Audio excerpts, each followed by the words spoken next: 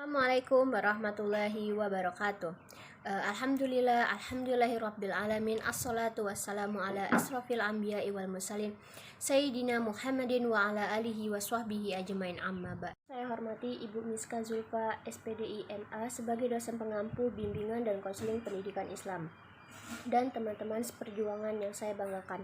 Alhamdulillah, pada kesempatan ini saya Anissa Prita Manim 1911-016 dari PAI 6A ingin sedikit memaparkan penjelasan tentang fungsi pendekatan bimbingan konseling pendidikan. Kita ke fungsi pendekatan bimbingan dan konseling pendidikan Islam.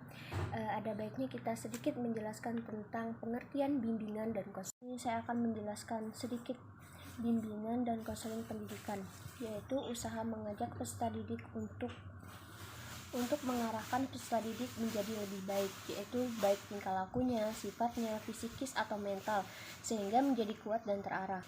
Fungsi baik di sini kita akan melanjutkan penjelasan tentang fungsi pendekatan bimbingan dan konseling pendidikan.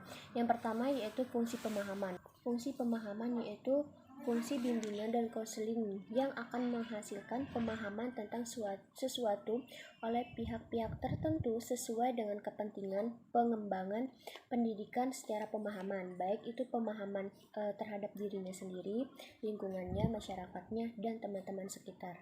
Yang kedua yaitu fungsi pencegahan, yang mana pada fungsi ini fungsi bimbingan dan konseling Islam itu akan menghasilkan pencegahan atau terhindarnya peserta didik dari berbagai masalah yang mengganggunya, menghambatnya, atau menimbulkan kesulitan serta merugikan dalam proses perkembangannya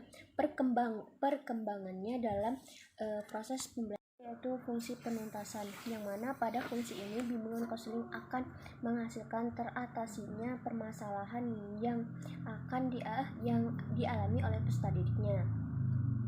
Yang kelima yaitu fungsi pemeliharaan dan pengembangan, yang mana dalam fungsi ini bimbingan dan konseling Islam akan menghasilkan terpeliharaannya atau perkembangannya berbagai potensi atau kondisi peserta didik dalam rangka perkembangan dirinya secara matang dan berkelanjutan. Untuk pendekatan bimbingan dan konseling pendidikan Islam, yaitu pendekatannya ada dua, pendekatan individu dan pendekatan kelompok. Pendekatan individu yaitu pendekatan yang dilakukan secara perorangan, misalnya dia mendatangi guru BK hanya sendirian. Berarti dalam pendekatan ini ada hubungan dinamis. Individu merasa lebih tenang atau lebih leluasa ketika berbicara dengan pembimbingnya, sehingga melakukan pendekatan secara individu. Sedangkan ada juga pendekatan secara kelompok. Pendekatan secara kelompok ini dilakukan secara berkelompok dengan permasalahan yang sama, dengan orang-orang yang masalahnya sama, sehingga mendapatkan atau memperoleh manfaat dari bimbingan secara berkelompok. Menurut Haryono, bimbingan kelompok itu bisa dilaksanakan oleh 3 kelompok. Yang pertama itu ada kelompok kecil yang terdiri dari 2-6 orang, sedangkan kelompok sedang dilakukan oleh 7-12 orang, dan kelompok besar dilakukan oleh 13 atau 20 orang. Mungkin itu saja penjelasan dari saya mengenai fungsi dan pendekatan bimbingan dan konseling pendidikan. Apabila terdapat kekurangan, saya mohon maaf, kepada Allah saya mohon ampun. Wabillahi taufiq wa hidayah. Wassalamualaikum warahmatullahi wabarakatuh.